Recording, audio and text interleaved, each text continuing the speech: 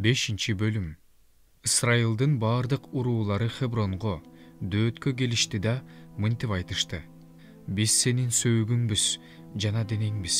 Шабул бизге падышачылык кылып турганда эле сен Ысрайылды баштап жүрчүсүң.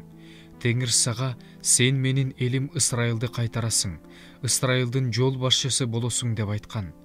Ысрайылдын баардык аксакалдары падышага Хебронго келишти. Дөөт падыша Хеброндо, Теңирдин алдында алар менен келишим түздү. Ошондо алар Дөөттү Ысрайылга падыша кылып майлашты. Дөөт падыша болгондо 30 жашта эле. Ал 40 жыл падышачылык кылды. Ал Хеброндо жүйүткө 7 жыл, 6 ай падышачылык кылды. Ысрайыл менен жүйүткө Иерусалимде 33 жыл падышачылык кылды. Падыша өзүнүн кишилери менен Иерусалимге, ал жерде жашаган жебустуктарга каршы жөнөдү. Бирок алар Дөөткө мындай деп айтышты: сен бул жака кирбейсиң, сени сокурлар менен төкөрлөр кууп чыгышат. Бул Дөөт бул жака кире албайт дегенди билдирет. Бирок Дөөт Сион сепилин басып алды. Кийин ал Дөөттүн шаары болуп калды. Дөөт ошол күнү жебустуктарды өлтүрүп жаткан адам төкөрлөрдү, сокурларды, Дөөттү жек көргөндөрдү найза менен кырсын деди. Ошондон улам Теңирдин үйүнө сокур менен төкөр кирбейт деп айтылып калган. Дөөт сепилге жайгашты. Аны Дөөттүн шаары деп атады. Милодон тартып айландыра курду, жана ичин курду. Дөөт чоң ийгиликтерге жетип, зоболосу көтөрүлө берди. Себайот Кудай Теңир аны менен болду.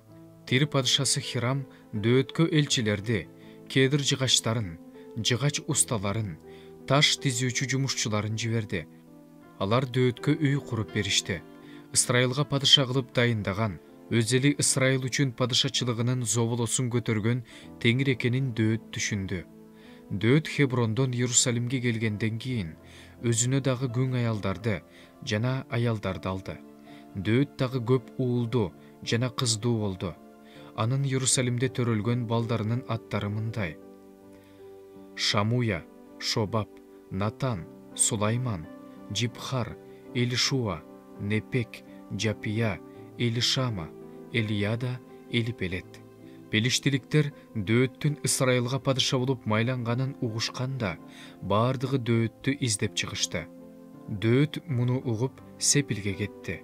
Пелиштиликтер келип Репа өрөөнүнө жайланышышты. Ошондо Дөөт Теңирге кайрылып: мен пелиштиликтерге каршы барайынбы?